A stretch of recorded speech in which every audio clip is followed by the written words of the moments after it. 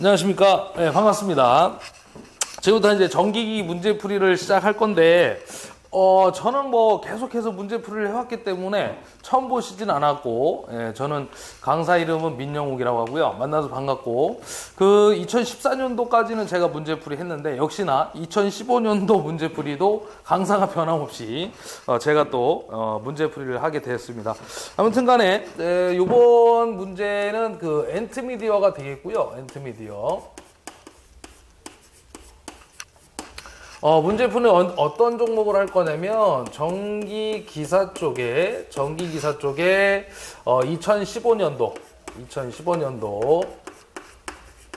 제1회 중에 제가 맡고 있는 과목 전기기기 문제풀이를 시작하도록 하겠습니다.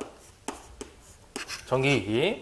그래서 여기 이제 마무리가 되면 2회, 3회 요 순서대로 풀이를 같이 하도록 할게요. 교재상으로는 제가 보니까 문제 페이지가 801페이지로 되어 있네요. 801페이지. 그래서 우리 기기는 아시겠지만 41번부터 해가지고 60번까지 20문항 문제풀이가 되겠습니다.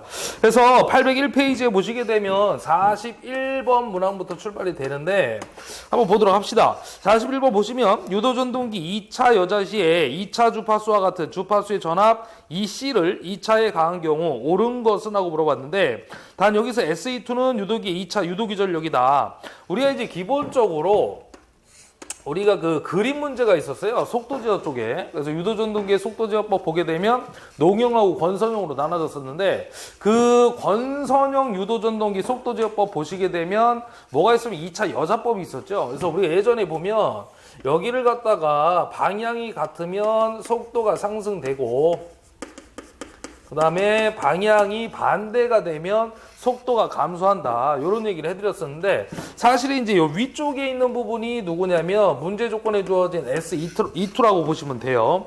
그래서 2차 유도기 전력이라고 주어졌죠. 유도기에. 그 부분이 되겠고요. 그 다음에 요 전압은 누구냐면 EC라고 하는 외부에서 가한 전압이 되겠습니다. 그래서 얘네 두 개가 방향이 같으면 속도가 상승이 되고, 이 외부에서 가한 전압, EC 값이 방향이 반대면 속도가 감소한다. 요런 얘기들을 해드렸던 건데, 실제 여기서 문제의 답을 찾게 되면 누구냐면, 외부에 EC를 가하게 되면, 공급하게 되면 앞선 전류가 흐르게 되죠. 그래서 역류를 개선할 수 있는 장점이 있다라는 거예요. 그래서 답을 찾으시게 되면 몇 번에 있냐면 2번의 정답이 되겠습니다. 그래서 41번의 답은 2번으로 체크해 주시면 되겠고요.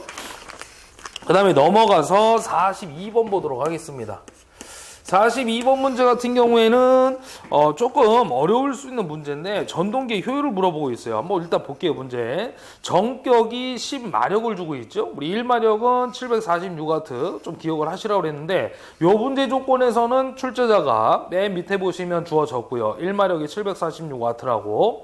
그 다음에 전압을 줬네요. 200V. 분권 전동기가 중요하다는 얘기고요. 거기다 밑줄 하나 걸어주면 되겠고, 일단 한번 적어볼게요. 제가 전격 용량을 갖다가 출력인데 10마력을 주고 있죠. 그 다음에 전압 부위를 갖다가 200V 주어졌고요. 그 다음에 이제 분권 전동기는 밑줄 하나 걸어주라고 그랬고, 전부하 전류를 줬는데 부하 전류 우리는 I라고 표시를 하는 거고요. 그래서 요거에 46A를 주고 있죠. 부하전류 I. 그 다음에 전기자저항을 줬는데, 전기자저항을 우리가 RA라고 쓰고 0.25ohm을 주고 있어요. 0.25ohm. 그 다음에 계자저항이 100ohm이네요. 계자저항은 우리가 문자를 RF라고 써주면 되겠죠. 그래서 계자저항이 100ohm. 그 다음에 브러쉬 접촉저항에 의한 전압강을 줬어요. 그래서 요거를 우리 문자로 EEB라고 표현하는 거죠. 그래서 얘는 전압강하니까 주어지면은 적용을 할 것이고, 주어지지 않으면 무시를 해주시면 되겠습니다. 지금은 주어졌고요. 그 다음에 철손과 마찰손을 줬는데, 제가 요거는 문자로 쓰지 않고 그냥 우리 명칭으로 쓸게요. 철손과 마찰손의 합계를 주고 있어요. 요 합계가 얼마 줬냐면 380W를 주고 있습니다. 80W. 그 다음에 표유부하손은 전격 출력의 1%라고 했어요. 그 다음에 전동기 효율 물어보고 있어요. 효율. 거기서 이제 또 하나 중요한 게 누구냐면, 표유부하손을 줬는데, 이 표유부하손을 갖다가 뭐라고 했냐, 전격 출력의 1%라고 했단 말이죠. 그러면 실제 10마력이라는 값은 얼마예요? 1마력이 746W니까 7460W가 되겠습니다. 그 중에 1%가 표유부하선을 줬다는 얘기죠. 그럼 7460을 갖다가 100으로 나눈 값이 되겠죠. 그래서 1%니까 0.01이 되겠죠. 그래서 74.6이 되겠습니다. 74.6. 요걸 여러분들이 찾아주면 되겠죠. 그죠? 7460에 1%니까 74.6%가 되겠습니다. 그러니까 74.6 값이 되겠네요. 그냥 퍼센트는 아니고. 이렇게 잡아준 상태에서 효율을 갖다 구해주시면 됩니다. 일단 효율 기본식을 적게 되면 효율의 기본식은 우리가 입력분의 출력이 되겠죠. 그래서 이렇게 입력분의 출력 적어주시고요. 조금 어려운 문제가 되겠죠. 입력 조건은 누가 들어갈 거냐면 거기 문제 조건에 전압하고 전류가 주어졌어요. 부하 전류와 단자 전압. 그래서 거기 부분이 전동기니까 공급되어진 단자 전압과 부하 전류 I가 입력 조건이 되겠습니다. 그래서 VI가 들어가시면 되는데 전압은 단자 전압 200V, 그다음에 부하 전류 아까 46A 줬죠. 요걸 갖다가 입력 조건으로 잡아주시면 되겠습니다.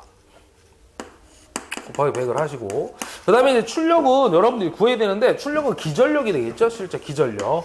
그럼 기전력은 어떻게 구할 수 있냐면, 아까 문제 조건에 분권 전동기라고 했으니까, 분권 전동기 기본식을 써주시면 돼요. V-IA의 RA. 그 다음에 전압강가 주어졌으니까, 마이너스 2B를 잡아주면 되겠죠? 그렇죠? 우리 발전기로 조건으로 가면은, 부호가 플러스가 될 것이고, 전동기의 부호는 마이너스가 되는 거니까, 마이너스로 잡아주시면 되겠습니다. 그 상태에는 이제 값을 집어넣으면 되는데 전압은 공급 전압, 단전압 200V가 되겠고요. 그다음에 전기자 전류를 갖다가 문제 조건에 안 줬기 때문에 이걸 구하셔야 됩니다. 그럼 분권 전동기에서 전기자 전류는 어떻게 구하냐면 우리 나눠진 전류를 합쳐주면 됐을 때 전기자 전류는 I-IF가 되겠죠. 조건에 의해서. 원래는 얘가 이제 들어가는 입력 조건이 되겠고요. 나머지는 출력 조건이니까 나가는 전류. 두 개를 합치면 전체 전류가 나오는데 넘기면 마이너스가 된다는 얘기죠. I의 값은 하고 나오면. 그 다음에 또 이걸 갖다 I 값은 우리 V분의 P라고 쓸 수가 있겠고요. 마이너스 IF는 오메 법칙에 적용해서 RF분의 V라고 표시를 해주시면 되겠습니다. 근데 여기에서 지금 보시게 되면 부하 전류를 줬죠. 부하 전류를. 아까 보시게 되면 이 부하 전류 I를 46A. 그러면 요 놈을 그냥 46A를 잡아주시면 됩니다. 그러니까 요 V분의 P 값을 빼버리고요. 빼버리고 46A 마이너스 RF분의 V만 잡아주면 되겠네요. 그럼 RF는 문제 조건에서 얼마 줬냐면 계좌 저항을 100옴 줬고요. 100옴. 그럼 100분의 RF분의 V니까 V는 200. 그래서 2A가 되겠죠. 그래서 빼면 44A가 나옵니다. 자, 그럼 여기에서 이제 출력 값을 갖다 우리가 표현할 수 있는데 출력 P라는 놈은 어떻게 쓸 수 있느냐? 출력 P라는 놈은 마찬가지로 기전력 2에다가 역기전력 2에다가 IA를 곱해주면 되겠죠. 역기전력 2에다가 IA. 그러니까 입력 조건은 공급 전압과 부하 전류 곱해주면 되는 거고요. 출력 조건은 기전력이 출력 값이니까 기전력 값을 곱해주면 된다 그 얘기입니다. 그럼 기전력은 위에서 구한 여기다 값을 넣어야 되겠네요. IA 값 44A 넣고요. 다시 갑니다. 이걸 계산을 안 한 상태에서 갔기 때문에 전기자 저항은 얼마 좀 0.25를 줬죠. 그 다음에 브러쉬에 의한 전압강 아까 2V 요거를 계산하게 되면 기전력 값이 나옵니다. 이게 187V가 나오네요. 제가 계산기 눌러봤는데 그럼 여기다 이제 집어넣으면 되겠죠. 187V 곱하기 전기자 전류는 아까 우리 44A 나왔던 거 곱하면 출력 값이 됩니다. 그래서 요게 얼마 나오냐면요. 요 놈이 8228W 값 나오네요. 자, 그럼 여기다 이제 집어넣으면 돼요. 출력 값을 8228W. 이렇게 구하는데 여기서 끝나시면 안 되고요. 손실값이 주어졌잖아요. 손실값. 아까 예를 들면 철손, 마찰손 합계가 380W의 폐유부하선 출력의 1%다. 74.6 해가지고 잡아놓은 값을 갖다가 집어 넣어주시면 되겠습니다. 얘는 단위가 와트가 되겠죠. 사실 와트. 손실이니까. 그럼 요 값을 갖다 어떻게 할 것이냐. 실제 순수한 출력값을 구한다 그러면 손실값을 뺀 나머지가 순수한 출력값이 돼요. 그래서 여기다가 손실 380W와 74.6을 더해가지고 요 8228 출력값에서 빼주면 되겠습니다. 그럼 순수한 출력값이 나올 수 있다는 얘기겠죠. 요거를 계산하면 답이 나옵니다. 여기 괄호를 하나 해주고요. 좀 어렵죠, 문제 조건이. 그래서 요거를 계산한 값이 84.5% 하고 나옵니다. 이렇게 푸시는 건데, 솔직히 이 문제 같은 경우에는 여러분들이 뭐 해결을 해달라 뭐 이런 얘기는 제가 좀 못 드릴 것 같고, 이런 식으로 푸는 거구나, 이런 식으로 한번 보시면 될 것 같아요. 항상 우리는 매번 문제 풀 때 말씀을 드리지만 기본에 충실하다는 얘기였죠. 기본에. 자, 그 다음에 이제 43번 문제 한번 보도록 할게요. 43번 문제는 문제 조건에 지금 그 서브모터의 특성을 나타낸 것 중 틀린 걸 물어보고 있는데, 최근에 와가지고 서브모터나 스태핑모터 쪽이 특징에 대한 문제가 많이 출제가 되고 있습니다. 그래서 이쪽은 여러분들이 좀 잘 보셔야 되는데, 이거를 너무 많은 특징이 있기 때문에 다 외울 수가 없다라는 거죠. 그래서 문제 조건에서 답으로 여러분들이 찾으시는 게 가장 효과적이지 않나 그런 생각이 듭니다. 자, 어쨌든 틀린 거 물어봤는데 정답만 보면 4번이 되겠죠. 직류 서브모터에 비하여 교류 서브모터의 시동 토크가 매우 크다고 했는데 작다라고 해야 됩니다. 작다. 직류 서브모터에 비하여 교류 서브모터의 시동 토크가 매우 작다. 그리고 정답 4번으로 체크를 해주시면 됩니다.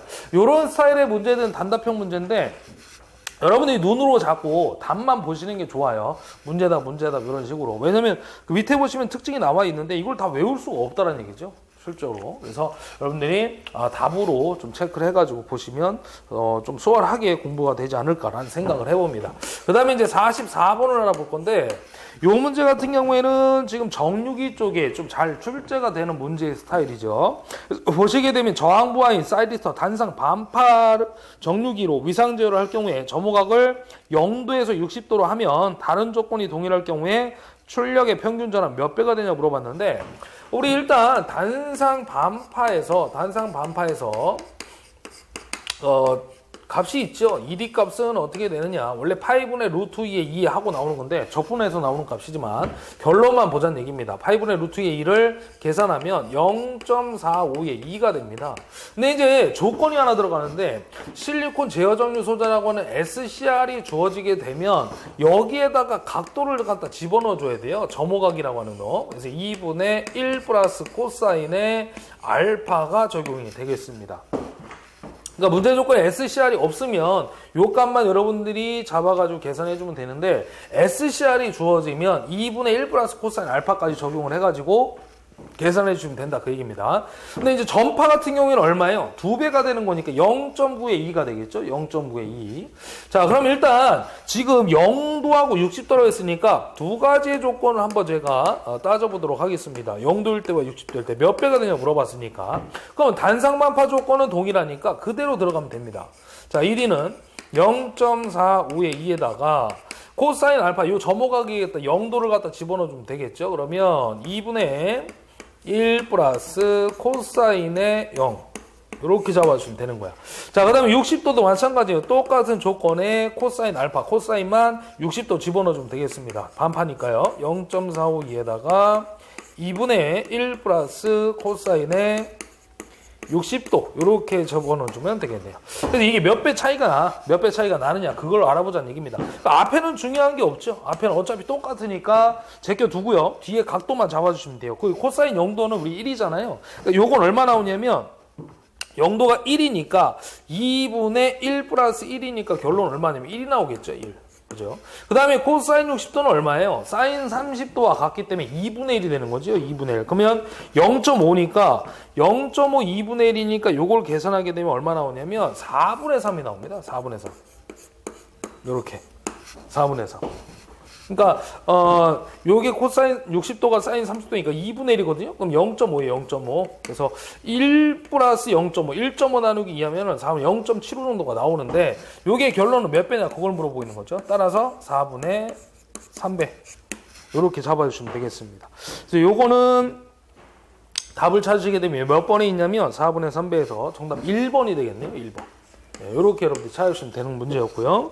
그 다음에 이제 45번 보도록 합시다. 45번 문제 보시면 직류전동계 제동법 중 동일제동법이 아닌 거 물어봤는데 우리 원래 전동계 제동법으로 보게 되면 세 가지가 있습니다. 발전제동, 회생제동, 그 다음에 역상, 역전제동, 일명 플러그인 제동이라고 하는 급정지 시킬 때 우리 제동법, 역상제동이 있는데 지금 세 가지는 똑같은 제동법이 되겠고요. 나머지 하나가 다른 제동법이 되겠죠. 그래서 아닌 거는 몇 번이냐.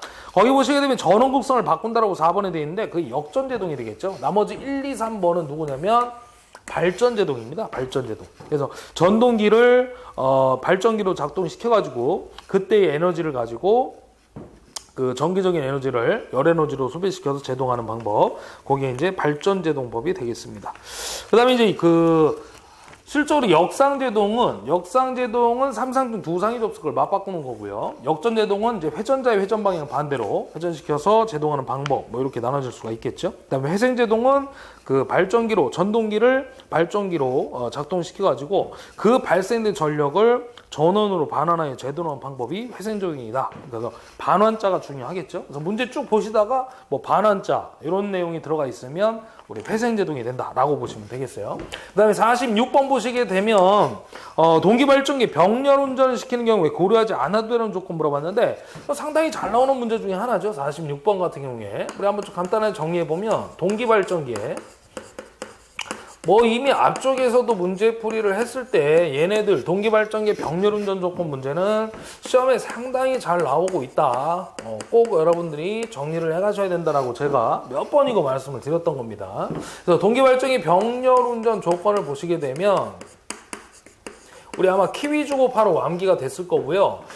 조건이 아닌 거 그러면 항상 따라다니는 놈들이 있다고 그랬어요. 누가 있냐면 용량이 있고요. 그 다음에 출력. 그 다음에 또 하나가 누구냐면 바로 회전수가 되겠죠. 회전수. 그래서 첫 번째 조건은 누가 들어가냐면 기전력의 크기가 같아야 된다.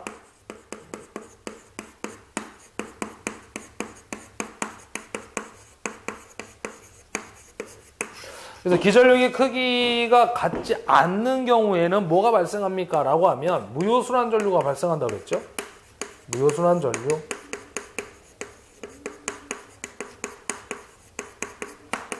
요거는 우리가 무효 횡류라고도 했었고요. 그때 이제 기전력의 크기가 같지 않는 경우에는 원천이 누구냐? 바로 계자 전류, 여자 전류의 변화 때문에 기전력의 크기의 차가 발생될 것이며 기전력의 크기의 차로 인해서 무효순환 전류가 발생이 되더라. 이렇게 기억을 해주시면 된다라고 말씀드렸던 겁니다. 두 번째 조건 누가 되냐면 위상이 들어가겠죠. Q 조곱하 이제 기전력의 위상이 같아야 된다. 그래서 위상이 같지 않으면 요번에 뭐냐? 유효순환 전류가 발생이 됩니다.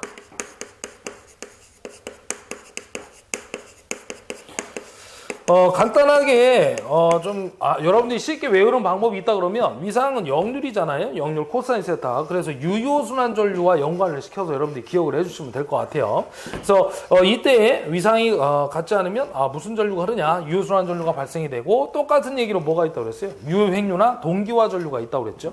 그래서 그렇게 정리를 해주시면 됩니다. 세 번째는 주파수가 같아야 됩니다. 주파수. 그래서 주파수가 같지 않으면 축이 흔들리는 난조가 발생이 된다고 했던 거고요. 그래서 요거 제동법으로는 누가 있냐 그러면 제동건선이 있었죠.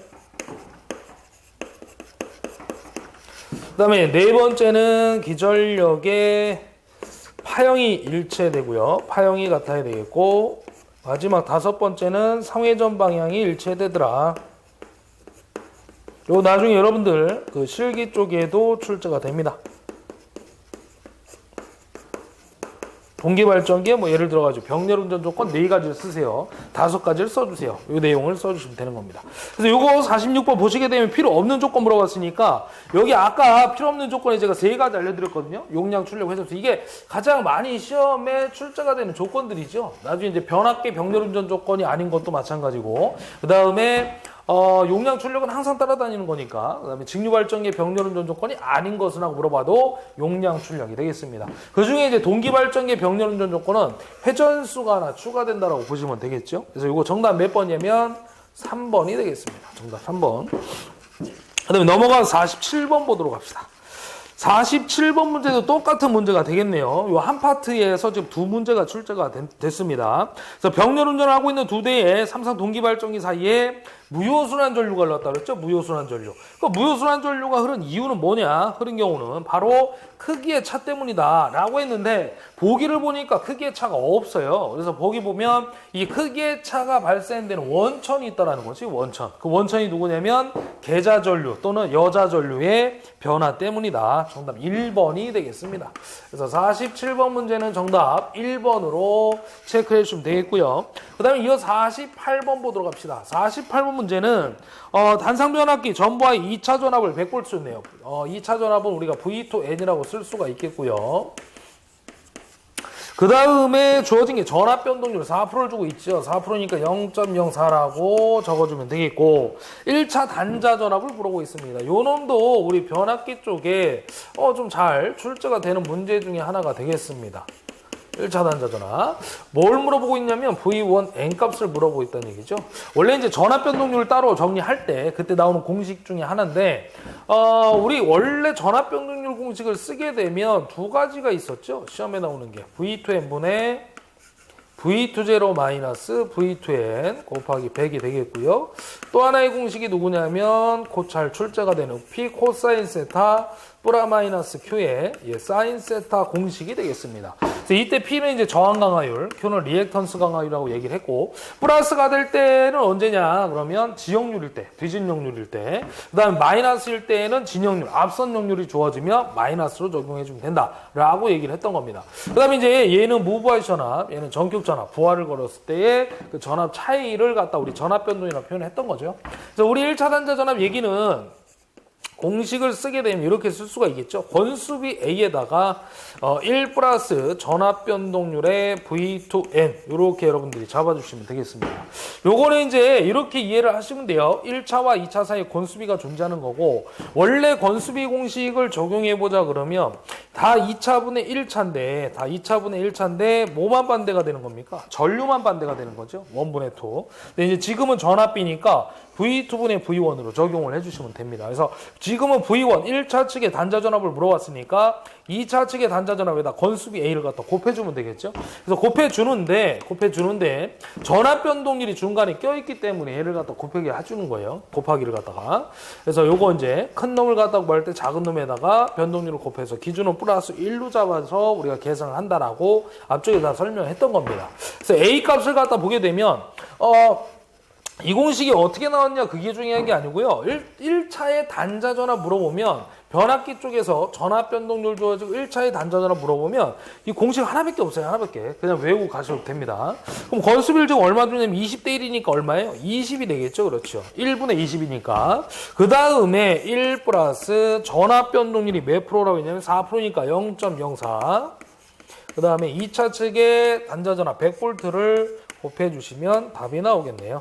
그래서 이걸 계산하게 되면 2080V가 되겠습니다. 그래서 이런 거는 여러분들 나오면 무조건 맞춰야 됩니다. 뭐 46번, 47번, 48번, 그다음에 뭐 앞에 몇 개 있었는데 뭐 44번 문제들. 그 아까 말씀드렸던 뭐 중간에 좀 어려웠던 42번 문제 있었죠, 초반에. 그런 것들은 여러분들이 틀려도 되지만 이런 문제들은 절대 틀리면 안 되는 거예요. 이런 문제들이 우리 여태까지 역대적으로 좀 많이 출제가 되면서 기본적인 형태의 스타일의 문제라고 보시면 되겠습니다. 그래서 이거 정답 몇 번이면 2번이 되겠죠? 정답 2번. 자, 여기까지 풀고요. 그 다음에 앞쪽으로 가서 좀 칠판 정리하고 가도록 하겠습니다.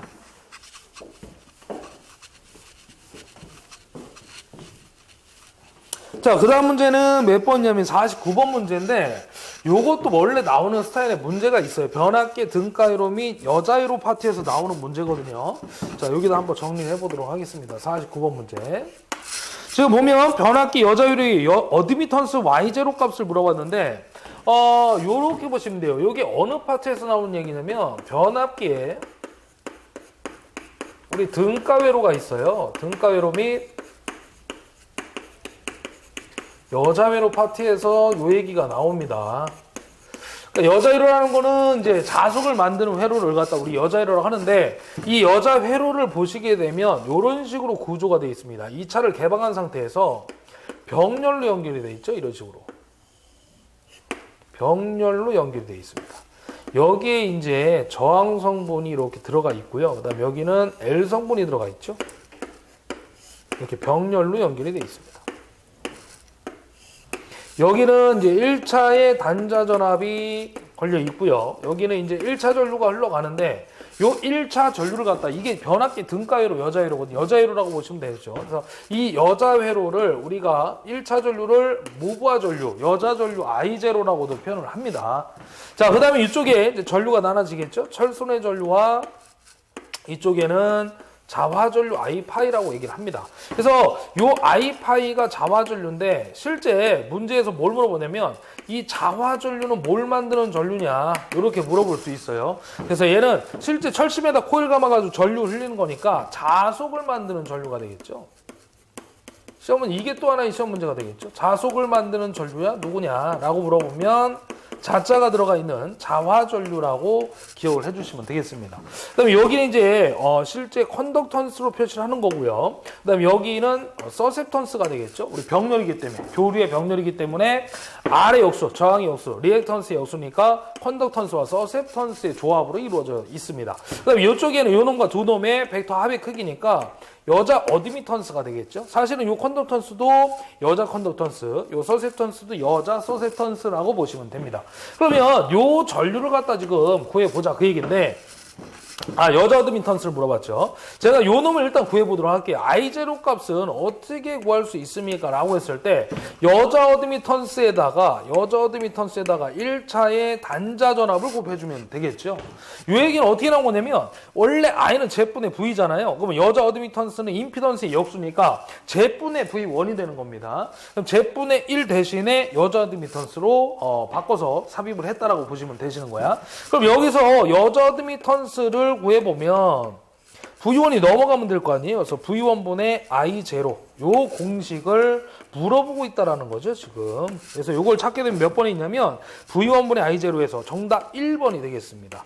원래 예전에 나왔던 스타일의 문제가 있어요. 예전부터 시작해가지고 최근까지 나오는 문제가 있는데 원래 누가 나오냐면 1차 전압은 정해져 있지 않습니까? 그때 무부하 전류는 누구에서 결정이 됩니까? 라고 물어보는 문제가 있죠. 그럼 얘가 1차 전압이 한번 전압이 걸리게 되면 단자 전압은 변함이 없기 때문에 무부하 전류는 누구로부터? 그렇죠. 여자 어드미턴스로부터 결정이 된다는 거예요. 이게 단답형 문제가 원래 기출문제에 있는 겁니다. 원래. 이 공식이 제가 봤을 때 처음 나온 것 같아요. 이번 2012년도에 기사 1회 때 처음으로 나온 것 같습니다. 아무튼 이제 제가 봤을 때는 제가 매회마다 매년 매차마다 문제풀이를 지금 여러분들하고 같이 하고 있는데 항상 신용 문제가 꼬박꼬박 나오고 있다는 거죠. 그러니까 이제 공부해야 될 범위가 엄청나게 많아지고 있다는 얘기입니다. 그래서 여러분들이 가장 좋은 건 빨리 자격증을 취득하는 게 가장 좋은 것 같아요. 제가 봤을 때는. 그러니까 점점 늦게 공부를 하실수록 양이 많아지겠죠. 점점. 신형 문제들이 많이 출제가 되니까. 그러니까 옛날 문제와 신형 문제가 같이 나와버리니까 공부할 양이 엄청나는 거죠. 이제. 그래서 빨리 취득을 하시는 게 가장 좋은 것 같습니다. 그 다음에 이제 또 하나는 이제 이 이론 필기 때, 1차 필기 때 공부하셨던 것들이 2차 실기에도 적용이 되고 있다라는 점이죠. 그러니까 실기 때도 1차 필기 때 했던 거를 계속 기억을 하고 계셔야 된다는 얘기야. 계속 출제가 되고 있기 때문에 뭐 그런 얘기를 좀 해드렸습니다. 하여튼 좀 양이 많아지고 있다라는 사실이죠. 그래서 요거 정답 1번 처리가 되겠고요. 그 다음에 넘어서 50번 문제 한번 볼게요. 50번 문제 같은 경우에 요것도 우리 속도제어법 상당히 잘 출제가 되는 파트입니다. 유도전동기의 속도제어법 중 저항제어와 관계없는 거 물어봤는데 유도전동기의 속도제어를 좀 정리를 해보고 갈게요. 직류기의 속도 제어는 나중에 직류기 문제가 나오면 그때 정리를 할 것이고 앞쪽에서 아마 정리를 몇 번 해드렸을 겁니다. 우리 일단 농형하고 권선형이 있는데 제가 종류만 좀 나열을 해드릴게요. 특징이 나오면 특징 문제에서 해결을 할 것이고요. 속도 제어법 종류니까 종류만 나열을 한번 해보도록 하겠습니다. 자, 농형에서 우리가 세 가지가 있죠. 첫 번째 누구냐면 주파수 제어가 있습니다. 제가 다 쓰면 일일이 쓰면 시간이 너무 많이 걸리기 때문에 웬만한 건 좀 쓰고 웬만한 건 또 말로 설명하고 하도록 하겠습니다. 이 주파수의 특징이 뭐냐면 주파수의 제어의 특징은 역률이 우수하죠. 그 다음에 용도가 어디에 사용되느냐, 선박의 전기 추진이나 인경공업의 포트모터로 사용이 된다. 그 사실까지 기억을 해주시면 됩니다. 두 번째는 누가 들어가냐면요, 그 극수변환법이 있죠. 극수변환법. 요거를 우리가 다른 말로 뭐라고 하냐면 극수제어법이라고도 얘기를 합니다. 그 다음에 세 번째 누가 들어가냐면 전압제어가 들어가죠.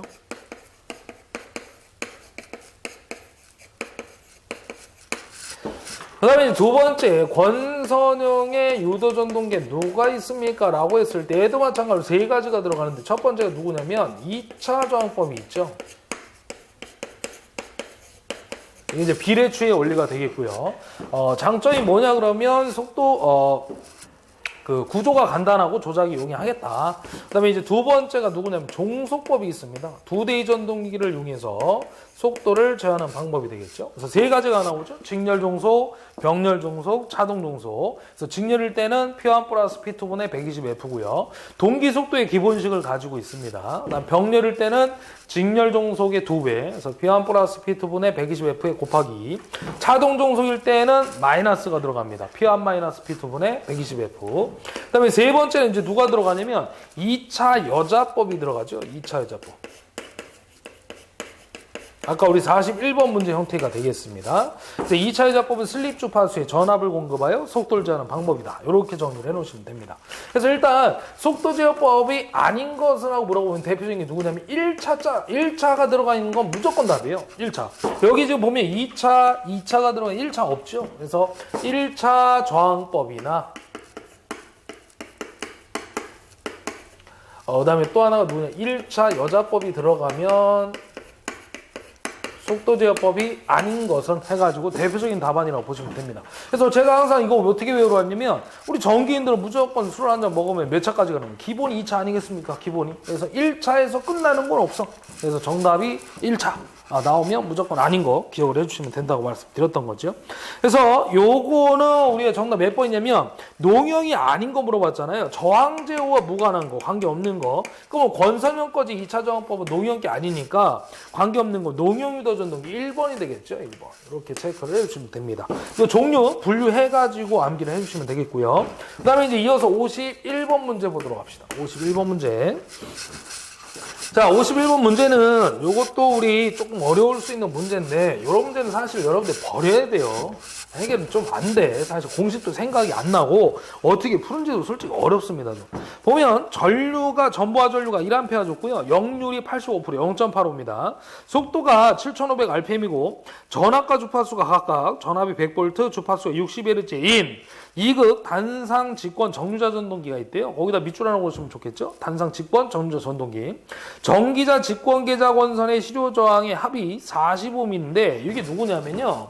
전기자 저항과 직권 계자 저항의 합이 이 저항 두 개의 합성 저항 값이 45mm라는 얘기죠.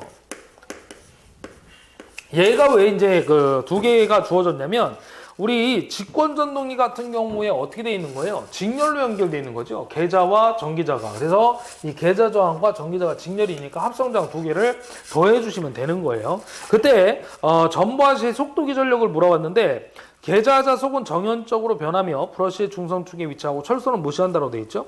일단은 기전력을 물어봤으니까 기전력을 2라고 해놓고 P는 VI 공식이잖아요. 그래서 I분의 P로 여러분들이 값을 갖다가 계산을 해주시면 됩니다. 원래는 이제 V라고 보시면 되는데 기전력 물어봤으니까 기전력 V 대신에 2로 바꾸고요. P는 VI니까 I분의 P 이렇게 표시를 해주시면 되겠습니다. 단 조건이 있는데 요 P가 중요합니다. P가 일단 요 전류는 부하 전류니까 1A라고 보시면 돼요. 1A. 얘는 뭐 문제 조건에 주어졌기 때문에 문제될 게 없어요. 문제는 얘입니다. 그럼 이때 P는 어떤 P를 넣어야 되느냐? 전부하시의 속도 기전력이니까 요 P 값을 갖다가 전부하시의 출력을 집어넣어 줘야 된다는 얘기죠. 전부하시의 출력. 그럼 P를 어떻게 구할 것이냐? 입력, 출력이니까 입력에다가 손실을 빼주시면 되는 거야. 그럼 입력은 어떻게 구합니까? 얘도 단위가 와트로 나와야 되고요. 이 손실에 대한 값도 와트로 나와야 됩니다. 그럼 손실은 대표에서 누가 있냐면 동손이 있겠죠? i제곱의 r. 그게 바로 손실이 되시는 거야. 걔가 단위가 이제 동손의 와트 값이거든요. 그 다음에 입력은 유효전력이니까 VI 코사인 세타 공식을 잡아주시면 되겠습니다. 그 VI 코사인 세타가 이제 전압, 주어진 전압과 그 다음에 전류 다 입력 조건이기 때문에 그 VI 코사인 세타로 잡아주면 돼요. 그래서 공식을 쓰면 VI 코사인 세타 유효전력 공식 입력 조건을 집어넣고요. 손실은 빼주시면 되는 거예요. 아까도 말씀드렸던 동선의 공식이 되겠죠. I제곱의 R. 근데 I제곱의 R인데 아까도 말씀드렸지만 저항은 직관전동기이기 때문에 저항 두 개가 직렬 연결되어 있다고 그랬죠. 그래서 두 개를 갖다가 합성 저항을 넣어주시면 되는 겁니다. RA 플러스 RS 요렇게요. 그래서 요 값을 두 개의 뺀 값을 계산해서 여기다 집어넣고 속도기 전력 값을 결론을 내주시면 되겠습니다. 그럼 집어넣어 보도록 합시다. V가 얼마냐면 100V 주어졌고요. 그 다음에 전류가 1A, 역률은 85%, 0.85가 되겠고요. 마이너스. 그 다음에 I제곱인데 I제곱은 누구예요? 전바 전류가 되시는 거야. 그래서 1의 제곱에다가 아까 얼마였죠? 합성장 45였죠? 그래서 요거 이렇게 집어넣고 계산해 주시면 됩니다. 그래서 요거 계산하게 되면 요게 그 85 나오고요. 요거 1의 제곱은 1이니까 40 빼면 45W 정도가 나오겠죠. 그래서 여기다 집어넣으시면 돼요. 전부하시의 출력 45W. 그래서 기전력은 몇 볼트? 45V가 정답이 되겠습니다. 그래서 정답 몇 번이냐면 2번이 되겠네요. 2번. 이런 문제는 그냥 과감하게 버리셔도 돼요. 솔직히 또 나와도 좀 풀기가 좀 힘들어 보입니다. 제가 봐도. 뭐 푸실 수 있는 분들은 푸시면 되는데 뭐 과감하게 버려도 상관이 없다는 얘기죠. 우리 기기는 항상 말씀드리지만 목표 점수가 12개에서 14개 정도예요. 그래서 기본에 항상 충실히 하라는 말씀입니다. 그래서 보시면 52번 이런 거는 절대 틀리면 안 되는 문제죠. 이건 답이 절대 대표적인 하나의 답안이 있는데 1.75죠. 1.75 리액턴스 강화. 그래서 보면 10kV에 2000에 100V 변압기에서 1차에 환산하는 등가 임피던스가 6.2 플러스 제2의 7옴을 줬어요. 무지하게 많이 출제가 됐었던 문제잖아요. 이거는. 그래서 실수가 저항 성분 R이 되어 있고 허스 쪽에 있는 놈이 리액턴스 성분이 되겠죠. 이때 변압기의 퍼센트 리액턴스 강화를 물어봤죠. 그래서 공식은 이렇게 들어갑니다. 리액턴스 강화를 우리가 Q 또는 뭐라고도 써요? 퍼센트 X라고도 표시합니다. 그래서 공식 쓰면 V1N분의 I1N에다가 X1 곱하기 100 이렇게 들어가겠죠. 그래서 V1에는 주어진 게 얼마냐면 1차 측의 전격 전압 2000V 집어넣으시면 되겠고요. 이 1차의 전격 전류는 항상 I1에는 뭐예요? V분의 P죠. P는 VI니까 단상일 때 이렇게 해서 잡아주시면 돼요. 단상인지는 아는 건 어떻게 하냐면 이 변압기에서 아무 조건이 없잖아요. 삼상 변압기는 삼상이라고 줘요. 근데 이제 아무 조건이 없기 때문에 단상이라고 보시면 돼. 그럼 1차 측의 단자 전압은 2000V였고요. 용량 P는 얼마냐? 10kV니까 기본 단위로 바꿔야 되겠죠? 10의 3승 잡아주시면 됩니다. 그럼 공색이 날아가면 2분의 10은 5A가 되겠죠? 여기다 집어 넣으시고요. 그 다음에 리액턴스는 허스 쪽에 있는 7옴을 갖다가 넣어주고 100을 곱하면 1.75%가 나옵니다. 이건 아주 유명한 답이죠. 리액턴스가 물어봤을 때 1.75% 많이 출제가 됐었던 문제가 되겠네요.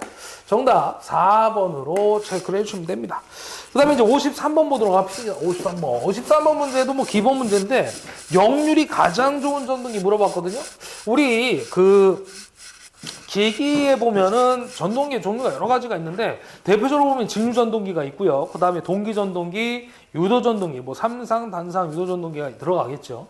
그 중에 이제 가장 비싼 놈이 가장 좋은 특성을 나타내고 있다라고 보시면 되겠죠. 간단하게 말씀드리면. 그래서 우리 가장 비싼 놈이 누구냐면 53번의 정답 역률이 가장 좋은 거 3번이 되겠죠. 동기전동기.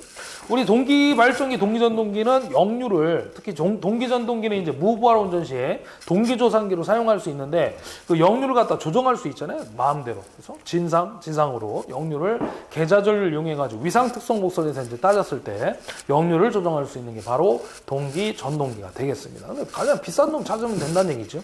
그래서 53번의 답은 3번이 되겠고요. 그래서 역률을 조정할 수 없다. 그게 이제 틀린 것은 틀린 설명을 해가지고 대표적인 또 하나의 답이 되겠죠. 역률을 조정할 수 있고 역률을 항상 1로 운전이 가능하다. 역률을 조정할 수 있다. 그게 바로 동기전동기의 장점이라고 보시면 되겠습니다. 그 다음에 이제 54번 보도록 합시다. 54번 문제.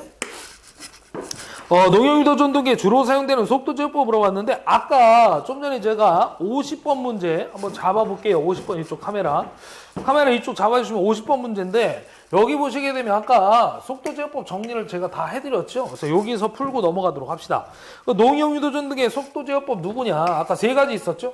주파수 제어, 극수변화, 극수제어법, 전압제어 세 가지 중에 하나가 답이 되겠죠. 극수제어법이네요. 그래서 정답은 1번이 되겠습니다. 나머지 2번, 3번, 4번은 누구 거냐면 권선영 거죠. 권선영 거. 그래서 54번의 답은 1번으로 체크를 해주시면 되겠고요. 그 다음에 55번 문제 보도록 합시다. 자, 55번은 분포계수를 물어봤습니다. 동기계 전기자 원선이 매극 매상당 슬로수가 4, 상수가 3일 때 건선의 분포계수는 얼마입니까? 우리 분포권계수는 우리 동기계 쪽에서 사용되고 있는 권선법이 두 가지가 있는데 그 중에 하나가 분포권계수고요. 그 다음에 또 하나가 누구냐면 단절권계수가 되겠죠. 분포권계수 요것도 상당히 많이 출제가 됐었던 문제죠. 요거. 그래서 요거 계산해 보면 공식 이렇게 쓰면 됩니다. Q 사인 2mQ분의 파이 분의 여기 분자는 원래 사인 2m분의 파이인데 계산 문제 나오면 무조건 정해져 있다고 그랬죠. 2분의 1. 자, 사인 30도가 되기 때문에 그 다음에 나머지 집어넣어주면 됩니다. 매극 매상당 슬로스가 Q인데 여기 Q 값을 4를 줬고요. 4 사인 그 다음에 몇 분의 파이가 됩니까? 요거 m은 상수인데 무조건 정해져 있잖아요. 동기기는 3상이니까 그 다음에 Y결선이라는 거 꼭 기억을 하셔야 됩니다. 동기발전기 Y결선 3상. 그럼 요게 이제 4고요. 그러면 곱하면 얼마예요? 24인가요? 24분의 파이 분의 2분의 1 이렇게 잡아주면 됩니다. 그래서 요거는 각도니까 숫자는 숫자끼리 번분수를 적용해주면 되겠네요. 그래서 적용하면 8 사인 24분의 파이 분의 얼마예요? 전체 1이 되겠죠? 여기 1이 있는 거니까 1 곱하기니까 1. 그래서 요걸 계산하게 되면 얼마 나오냐면 0.958 정도가 나옵니다. 그래서 요거 답은 무조건 여러분들 분포권계수나 단절권계수 물어보면 답이 무조건 0.9xx가 나와야 된다고 그랬죠, 제가. 0.9xx. 그래서 지금 보면 얘는 풀 필요도 없어요. 1, 2, 3, 4 중 누구냐? 0.9 얼마 나오는 게 답이니까 정답 4번밖에 없잖아요. 0.9로 시작하는 거. 정답 4번으로 체크를 해주시면 됩니다. 그 다음에 이제 56번인데 저쪽으로 가서 해결을 하도록 하겠습니다.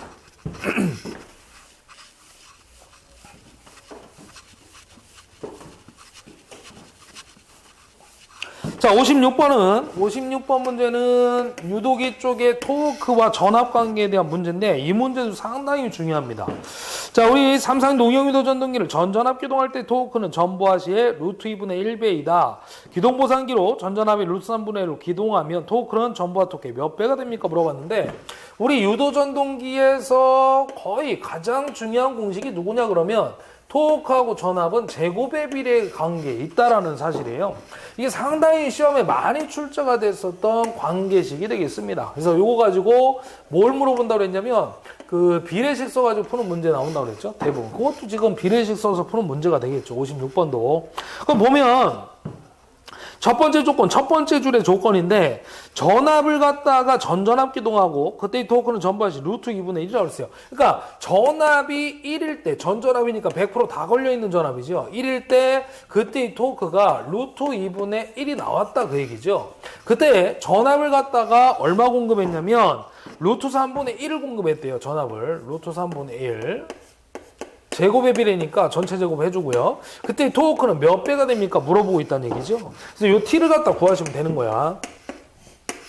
그럼 대괄 곱하기 하면 t는 어떻게 됩니까? 자, 요거는 1의 제곱이니까 1은 무시가 되겠고요. 루트 3분의 1의 제곱은 3분의 1이죠. 그래서 3분의 1 곱하기 루트 2분의 1 하면 얼마예요? 3루트 2분의 1이 나오겠죠. 그래서 정답 몇 번이냐면 4번이 되겠네요. 3루트 2분의 1배 해가지고 정답 4번 처리해 주시면 됩니다. 그래서 요거 공식 기억 꼭 하시고요. 이런 식으로 비례식 써서 푸는 문제 출제가 되니까 여러분 풀어보셔야 됩니다. 그 다음에 이어서 57번 문제 보도록 하겠습니다. 전압 변동률이 작은 동기발전기 물어봤는데 얘도 상당히 중요한 문제죠.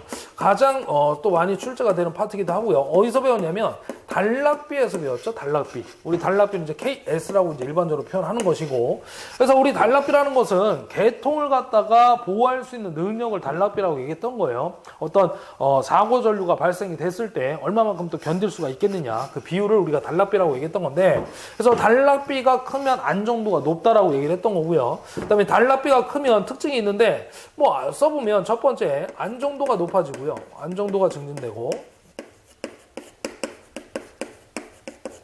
그 다음에 이제 두 번째로 가면 뭐 전압 변동률이 작고, 원래 특징이 여러 가지가 있는데 이것도 중요한 거 몇 가지만 뭐 기억을 해주시라고 그랬어요. 전압 변동률이 작고, 그 다음에 이제 선로의 충전 용량이 커지고요. 뭐 간단하게 쓸게, 용량이 커지고,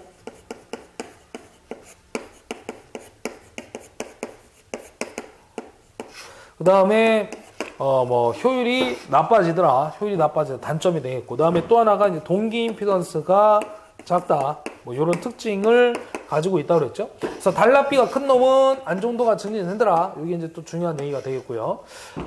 단락비가 큰 놈을 갖다 우리가 이제 돌긋기, 비철긋기가 있을 때 돌긋기가 크고 비돌긋기는 단락비가 작다. 이런 얘기들도 해드렸던 것 같습니다. 그래서 요거는 전압 변동률이 작을 때 단락비는 어떻게 되냐, 크다라고 해주면 되는 거니까 정답 3번으로 체크를 해주시면 되겠습니다. 그 다음에 이어서 58번 문제 보도록 할게요.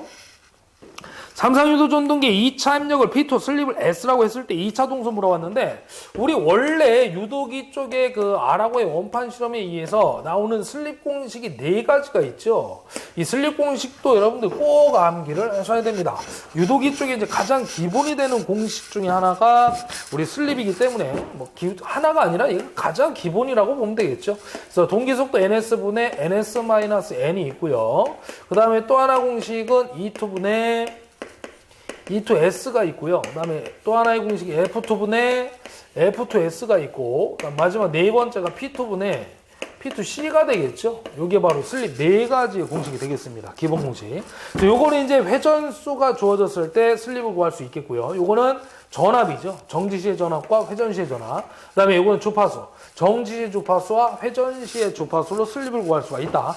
네 번째는 요 P2의 명칭이 누구냐 그러면 우리말로 2차 입력이 되겠습니다. 그래서 여러분들 이걸 외울 때 P2입력이라고 기억을 하시면 돼요. 그럼 절대 안 까먹어. 외우는 방법이 되겠죠. 그 다음에 P2C는 누구예요? 동선이 되겠죠. 동선 또는 우리 구리손이라고도 합니다. 그래서 동선이나 구리손이 주어지면, 문제 조건이 주어지면 무조건 네 번째 공식을 이용해서 슬립을 구해주시면 된다고 했던 거죠. 그 다음에 이제 입력이 안 주어지면, 입력이 안 주어지면 어떻게 구할 수 있어요? 출력 플러스 손실이잖아요, 입력값이. 그래서 출력에다 손실을 더해가지고 계산을 해주시면 되겠습니다. 그래서 요거는 지금 공식 물어봤는데 이 네 번째 공식을 물어보고 있다는 얘기죠. 그래서 요거 답 찾으면 몇 번이냐면 2번이 되겠습니다. 왜 그러냐면 P2C는 얼마예요?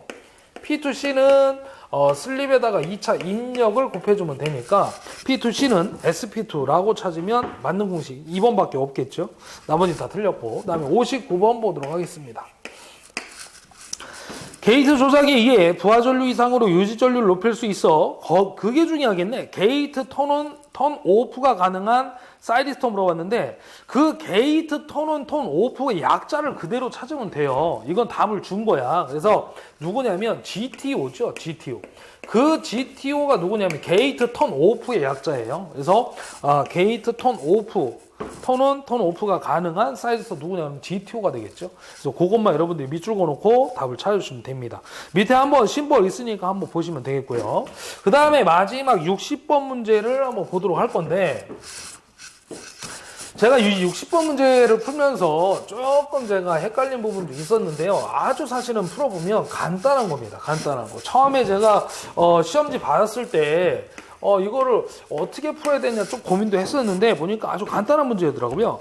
다음 그림과 같이 단상 변압기를 단권 변압기로 사용하면 출력 단자의 전압 물어봤는데, 여러분 일단 극성을 알아야 돼요. 극성. 그래서 지금 보면 거기 지금 코일에 그 점이 이제 적혀있는 점이 그려져 있는데, 이게 똑같이 위쪽에 점이 있으면 우리 누구냐면요, 감극성 변압기라고 보시면 돼요. 감극성. 그냥 만약에 점이 밑에 있잖아요. 그럼 가극성 변압기가 되는 겁니다. 그래서 요거는 일단 여러분들이 알아야 될 게 누구냐면, 감극성 변압기구나, 이 사실을 여러분들이 알고 계시면 되겠습니다.